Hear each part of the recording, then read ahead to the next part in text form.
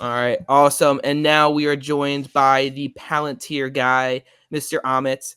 He has an amazing YouTube channel, and I love his Twitter page as well. Amit, I would love to hear your thoughts on what you are watching for these Palantir earnings, maybe some numbers you're specifically looking at, and then just general feels on what you're hoping for and watching for from Alex Karp and Palantir reporting earnings on Monday. Awesome, Evan. Thank you for having me here. Super, super excited to be on the channel. I think Palantir is one of the most interesting companies in the world. It's why I primarily focus on the company. And I think this earnings is going to be interesting. I think the macro layout right now tends to be a little iffy. And so Palantir might be reporting earnings into a bit of a shakeup given what the Fed is thinking about when it comes to rate hikes. But I do think the numbers can be strong. I think the core metric I'm looking for is customer count. Palantir is a company that a lot of people don't like that they're valued at a premium given the growth of their business is like just below 20%. Most SaaS businesses are 25 to 30%. Below 20% is a bit unacceptable. And I think if you're a Palantir bull, you understand that there is a long-term thesis. There's a story that eventually will get it to a 25 to 30% CAGR. It's just going to take some time. And one of the things that they've changed over the past couple of years, Bloomberg just did an article about this, is their go-to-market strategy. 2 years ago, the company sucked at sales. Now they're hosting these AIP, which is their new artificial intelligence platform, boot camps. They've done 5 a day in 2024. And basically they go to companies and they invite them over to different conferences and they show them how to use their software. That growth, I think, has been tremendous. And if the customer conversion on those 500 boot camps is anywhere from 20 to 25%, customer count should increase.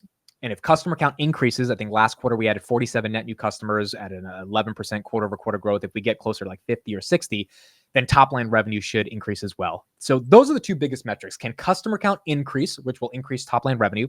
And then can they guide for better top line revenue? Because right now they're guiding at just under 20%. And again, that's just a bit unacceptable. If they can get closer to 22 or 23%, then I think it's going to be exciting. So that's the main thing that I'm looking for: top line revenue growth guidance and then customer count increasing. Adjusted operating margins are going to be pretty good. It went from 29% to 34% last quarter. It was 17% 18 months ago. So it basically doubled, which is amazing.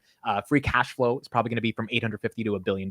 That's not going to change. Company has $3.7 billion in cash, collecting a sweet, juicy 5.5% on treasury bonds, which will continue to keep us GAAP profitable. We've now done 5 quarters of GAAP profitability. So hopefully S&P 500 inclusion should be down the line.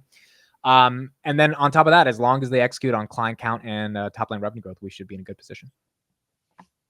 Yeah, a lot of those Palantir bulls have been looking to those S&P 500 inclusion and rebalance days, and a little disappointment so far, but maybe your time is coming this quarter, next quarter, hopefully soon for you guys. Love it. Appreciate those thoughts there. What are you hoping for Alex Karp to say on the earnings call? Maybe what are you expecting him to say? One of the reasons I'm really excited to invest in Alex Karp is because I think he's a CEO that when he talks, people listen. You either have it or you don't. The Elons have it, the Karps have it. When you talk, people listen. And Palantir right now, $50 billion company, it's in the infancy of what I believe will be a pretty massive S-curve over the next 10 years. And in order to get people onto that journey, whether it's customers, employees, investors, you've got to have communication style that people actually care about. Now, Karp gets ridiculed in the media for his communication style because he tends to be edgy. He tends to be raunchy. He literally said short sellers of Palantir were high off cocaine in an interview a couple weeks ago. And I personally love that authenticity because whether you love him or hate him, you know what you're getting. You're not getting a cookie cutter version of a person. You're getting a raw, authentic human being. I mean, even when the stock was at $6 back in May of 2022, he told people, hey, if you don't like it, don't invest. And he says one day will be overvalued, one day will be undervalued, but right now it is what it is. And if you don't like it, you can go somewhere else. And I think a lot of CEOs don't have the confidence to be able to say things like that. So on this earnings call, I'm looking for him to have the same energy that he had in Q4. The energy he had in Q4 was basically, we're growing like crazy.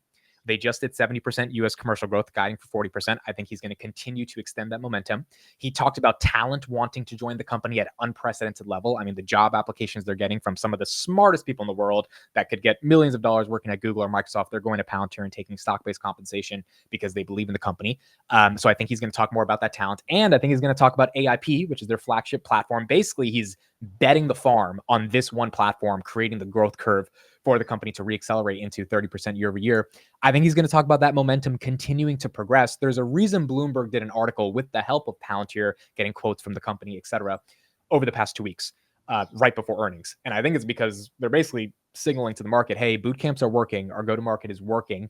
And that's why Bloomberg did an article on us. And in this earnings call, I think he's going to continue to be adamant that that is the right strategy to go for. The final thing I think he's going to say is that, Germany and France, which are NATO countries, have been a bit suspect of Palantir.